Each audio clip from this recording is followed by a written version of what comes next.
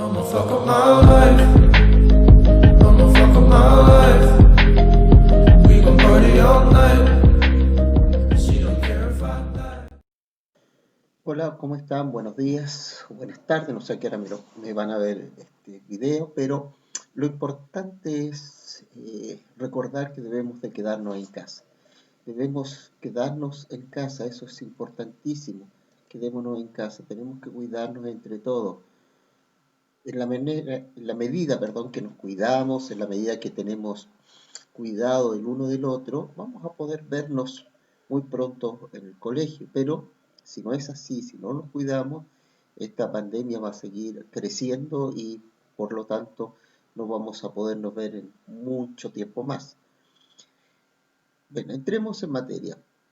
En la semana pasada, aquellos que vieron el video y aquellos que hicieron la actividad recordarán que nosotros estuvimos conversando y hablando acerca de la construcción de las ciudades, el tipo de ciudades, pero también a partir de ese momento, por lo menos aquí en Chile, en algunos sectores también de América, comienza a aparecer una sociedad, perdón, estructurada. Recuerden que decíamos que esto era como una forma de una pirámide, en que en la parte superior de esta pirámide, aquí por lo menos como sociedad, estaban aquellos vecinos que eran la aristocracia de estos vecinos. Eso quiere decir, ¿no es cierto?, que había una aristocracia urbana donde eran los que tenían las mejores tierras, los que tenían además las encomiendas, que se le comentaba un número importante de indígenas, pero también aparecía otro grupo que eran aquellos que tenían menos privilegios y finalmente, ¿no es cierto?, estaba el indígena. Eh, Eso más o menos al inicio de esta conquista aquí en Chile, donde los grupos todavía no habían grandes grupos sociales. Vamos a entrar posteriormente a hablar de la colonia y en la colonia la estructura va a ser un tanto diferente. Pero ya comenzamos, ¿no es cierto?, a, a estructurar una sociedad aquí en Chile una vez que el español se estableció. Hoy lo que vamos a ver es los actores del proceso. No es una clase muy larga esta, sino más bien enseñarles a trabajar, aun cuando ya supuestamente ustedes ya lo han aprendido, porque estaba en el texto, a trabajar con fuentes. Pero lo que vamos a ver, ¿no es cierto?, es a partir de estas fuentes los actores del proceso. Los sujetos son parte importante de los procesos y los acontecimientos históricos. Durante el periodo de la conquista, hombres y mujeres cumplieron diferentes roles en el proceso, tomando parte de las acciones o experimentando sus consecuencias. Para profundizar tu conocimiento acerca del tema, te proponemos realizar un análisis de diversas fuentes, y eso es lo que vamos a ver ahora. ¿Qué actores se destacan en el proceso de conquista de América y qué roles jugaron? Eh, entonces, ¿cuáles son los actores? Estamos hablando hombres, mujeres. En el caso particular de Chile, no llegaron muchas mujeres españolas, estamos hablando de aquellos que lo vinieron a conquistar, sino la gran mayoría eran hombres. Razones porque aquí había un proceso de un conflicto y por lo tanto el venir mujeres era arriesgarles o arriesgar su vida. Por lo tanto, la cantidad de mujeres que llegaron en un principio fueron menores en relación a la cantidad de varones hombres que llegaron a nuestro país. Veamos en este caso a reconocer documentos. Estos, en el proceso que nosotros hemos hablado, no solo conversamos de Chile, sino también la conquista en América y particularmente hablamos de la conquista de México y la conquista del Perú. Si ustedes ven, esto es una fotografía, eso quiere decir que no es una pintura propiamente tal, sino que es un grabado y representa a Hernán Cortés y Malinche, ¿ya? Que es ella que está acá, Malinche, junto a Moctezuma, en este caso está acá, aquí está Hernán Cortés, en Tenochtitlán. Este es un lienzo de escala 1500-1600. Esto que está acá es importantísimo para cuando hablemos de cómo reconocer el tipo de fuente. Esto es una fuente, una fuente de información. Eso es lo que quiere decir. Esta aquí es otro tipo de fuente. Doña Marina Melitzitzin la Malinche es una de las figuras clave de la conquista de México y en general de la historia mexicana, entregada a los conquistadores como parte de un tributo.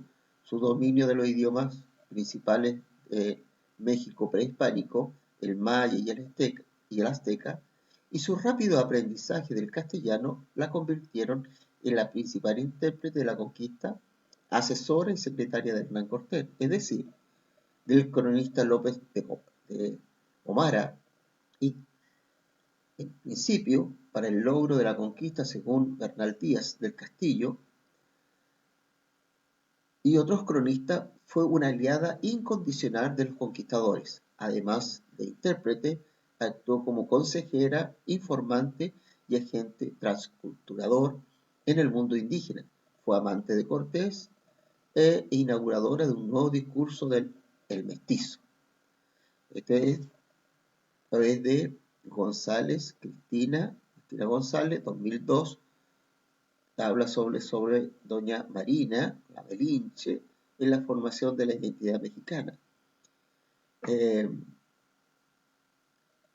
Por lo tanto, si nosotros vemos sus tipos de fuente, vamos a hablar después, hablar de una fuente escrita, pero también dentro de la fuente hablamos de fuente primaria y fuente secundaria. Ya vamos a explicar eso cuando veamos más adelante la explicación. Melitzin fue una mujer Nauratz, posiblemente de la clase alta, oriunda de la actual zona de Veracruz. ¿Ya? ¿Quién fue esa mujer? Allí un poco está planteando quién fue aquella mujer, más conocida como... Aquí hay otro documento. Dice, esta distancia que hay desde el mar al sur de la cordillera está poblada de indios, en unas partes más y otras menos, conforme a la condición y disposición de la tierra. Hay desde el valle Copiapó hasta la ciudad de Castro 300 leguas, tanto poblados de naturales, en una longitud de 10 ciudades pobladas de españoles. La gente de este reino es belicosa. ¿Qué quiere decir belicosa? Es conflictiva, buena para guerrear, conforme a la constelación de cada ciudad en donde está poblada. Hay muchas minas de oro ricas en toda tierra, y es gente de ellas de mucho trabajo, buen servicio y entendimiento, aunque bárbaros. Andan vestidos con unas camisas sin mangas, y algunos traen saragüés, traen el cabello cortado por debajo de la oreja y por encima de los ojos. Es gente bien agestada, por la mayor parte blanca, bien dispuestos amigos, en gran manera a seguir la guerra y defender su tierra, para la cual han grandísima obediencia a sus mayores, y tienen por orden cuando quieran pelear. Este es un documento adaptado del cronista Góngora Marmolejo, 1572-1575, historia y todas las cosas que han acaecido en el Reino de Chile y que lo han gobernado. ¿Ya? O sea, él está contando la historia de 1536 a 1575. Que fue Alonso de Górgara Marmolejo, fue un soldado y cronista español que participó en el proceso de la conquista de América. Aquí, por lo tanto, hay un documento, qué características tiene, quién lo escribió en qué época. ¿Ya? Por lo tanto, si él está escribiendo de esta época y existió en esta época, vamos a hablar que es de primera fuente. Después aquí hay un dibujo del cronista de origen quechua, Huamán Poma de Ayala, en Nueva Crónica y Buen Gobierno, 1651, representando a Atahualpa en Cajamarca, sentado en su trono y acompañado de sus guerreros. Delante de él está Francisco Pizarro y el padre Vicente de Valverde. Esto es un documento, otro tipo de documento. Entonces, ¿cuáles son los tipos de fuentes? Entonces, tenemos fuentes primarias, y esto es lo que quiero que quede bien claro, fuentes primarias. ¿Cuáles son las fuentes primarias? Testimonios, objetos y registros producidos por la sociedad de la época estudiada por el historiador. Fuentes primarias, testimonios, ¿vale? Si la gente que contó, que hizo un registro, que pintó, algo que identifique el periodo que se está estudiando, o sea, que corresponde a la fecha. Esa es una fuente primaria. Por poner un ejemplo, supongamos que ocurrió un evento, un terremoto, y llegan los periodistas, supongamos que ocurrió un terremoto acá en Arica y llegan los periodistas, y le preguntan a una persona, oye, ¿usted cómo vivió el terremoto? Esa persona está contando su relato, por lo tanto es una fuente primaria. El periodista no estaba aquí en Arica, por lo tanto él vino de Santiago a hacer la noticia y él va a contar la noticia. Y si él cuenta la noticia, ya no sería primaria porque él no estaba aquí en Arica, por lo tanto no puede haber sido primaria. En cambio, cuando entrevistas a una persona que sí vivió, entonces sería una fuente primaria. Supongamos, ¿no es cierto?, que hay imágenes del terremoto y esa imagen está mostrando en el momento del sismo. Eso es una fuente primaria. Pero si después se graba después lo que quedó, ya no sería una fuente primaria porque no está en el evento mismo. ¿Se entendió más o menos lo que es una fuente primaria? Ahora, las fuentes primarias pueden ser objetos. ¿Qué significa que pueden ser objetos? Un elemento de la época. Por ejemplo, un tintero. Un tintero es donde estaba la tinta para que ellos pudieran escribir o registrar. Se encontró eso, este es un tintero, con esto se escribía en esa época, es una fuente primaria. Registros, alguien que escribió lo que vio o dibujó, entonces eso es una fuente primaria de la época, aquello que está estudiando el historiador. El historiador está en una época distinta y el historiador comienza a recoger estas fuentes, pueden ser estas fuentes primarias. Pero las fuentes secundarias son aquellas producidas con posterioridad a la época estudiada. Se incluyen en esta clasificación las investigaciones, las publicaciones de historiadores en distintos medios. Entonces, las fuentes secundarias serían, ¿no es cierto?, aquellas que son producidas después. Alguien que está estudiando y dice, mire, esta señora era así, así, asá, según, entonces ya sería una fuente secundaria. Pero estos tipos de fuentes se subdividen en fuentes materiales. ¿Cuáles son las fuentes materiales? Restos materiales como utensilios, herramientas, casas, monumentos, edificios, templos religiosos, entre otros.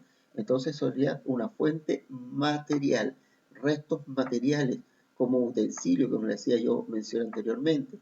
Herramientas, casas que pueden haber sido construidas en ese momento. Monumentos, cosas que se hicieron en ese momento. Edificios que se construyeron, algún templo religioso. Entonces esas son fuentes materiales.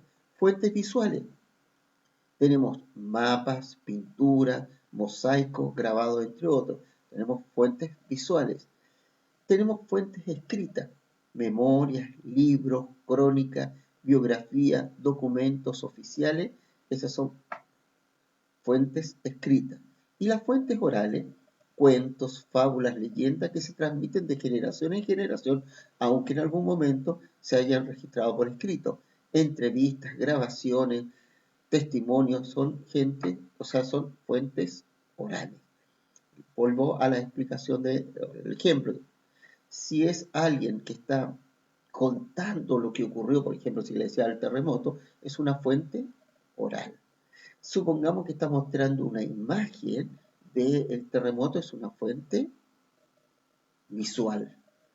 Si alguien nos ¿cierto? Está leyendo, o sea, en un diario la noticia, entonces una fuente escrita.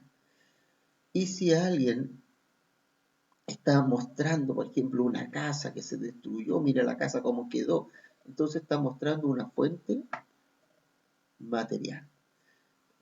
Vamos a retroceder un poquito para poder ver entonces mejor. Lo que ustedes tienen que fijarse es en el año que fue escrito, en este caso es una fuente escrita, ¿ya? En el año que fue escrita para decir que es primaria o secundaria, en el año que fue hecho, este es un grabado, ¿ya? Este grabado es un dibujo, por lo tanto es una fuente visual, tiene que fijarse cuándo fue hecho, cuándo fue escrito, a qué periodo corresponde. En este caso, también es una fuente escrita, fíjense el año que está acá, ¿ya? Ello escribió acerca de esta, eh, de la Malinche, escribió pero posterior, por lo tanto no puede ser una fuente primaria. ¿Qué tipo de fuente es? Si ustedes miran acá, ¿cuándo fue hecho esto acá? ¿Se fijan? También eso es importante. Entonces, para que ustedes sepan qué tipo de fuente es, tienen que visualizar y tienen que ver. ¿Qué es lo que van a hacer entonces ahora? Identifiquen el tipo de fuente. ¿Ya? ¿Qué tipo de fuente hay en estas páginas? Según el cuadro de la página 92. ¿Ya? Según el cuadro de la página 92, ¿qué tipo de fuente hay? Escrita, visual, etc. Si es visual, qué tipo de visual es, si es escrita, primaria, etc. Identificar las partes más importantes de la información. ¿Ya? ¿Qué información te está entregando? ¿Quién es el autor de cada fuente? ¿Qué tipo de información te provee? ¿A qué tema hace referencia? ¿Qué quieren transmitir? ¿Qué quieren informar? ¿Qué quieren decir esta fuente? ¿En qué contexto? Vale decir, lugar, fecha y época fueron producidas. Algunas, ¿no es cierto?, fueron producidas en el mismo momento, etc.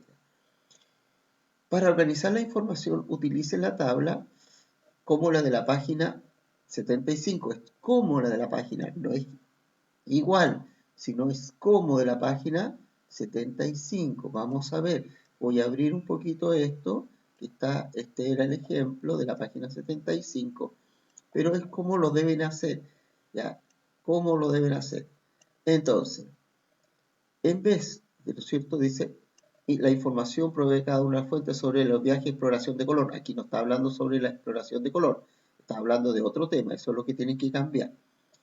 ¿Cuál es la idea central? ¿Ya? ¿Cuál es la idea central? Entonces, de la fuente A, de la fuente B, de las fuentes que allí salen, pues a lo mejor hay más que, pero hay más que eso. ¿Qué los temas trata? Tiene un destinatario de quién es, pero aquí más bien hay otras preguntas, entonces tienen que cambiar esta. En vez de poner cuál es la idea central, aquí pueden poner quién es el autor. ¿Qué tipo de información te provee? Esto, cambiar esta pregunta de acá y decir qué tipo de información te provee. Aquí también tiene que cambiar la pregunta. Entonces, estas preguntas que están acá tienen que reemplazarlas en este sector. ¿Ya? Y aquí, entonces, poner la información. Y cuando ponen, ¿no es cierto? Por ejemplo, la primera pregunta, ¿cuál es el autor cuál es el autor de la fuente? Entonces, usted, de la fuente A, usted pone el autor, de la fuente B, el autor, etc. Entonces van colocando. Y de esta manera ustedes tienen que hacer los cuadros. Espero que haya quedado claro y nos estamos viendo entonces la próxima semana. Cuídense, quédense en casa.